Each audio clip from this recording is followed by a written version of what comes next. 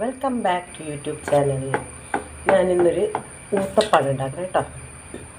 ഊത്തപ്പം എങ്ങനെ ഉണ്ടാക്കാമെന്ന് ഞാൻ പറഞ്ഞുതരാം. അത് ആദ്യം തന്നെ നമ്മളൊരു തവി ഇത്തിരി കൂടി വേണമെങ്കിൽ ഒഴിക്കാം. ഇങ്ങനെ പരത്തി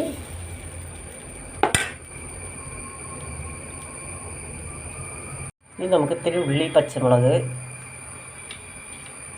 തക്കാളി, സവാളയാണ് കേട്ടോ. സവാള, പച്ചമുളക്, തക്കാളി ഇത്ര ഇടാം.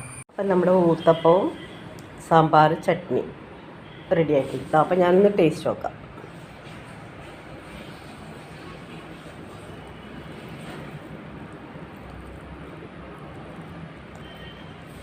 സാമ്പാറിലെടുത്തു, ചട്നി ഇത്തിരി എടുത്തു.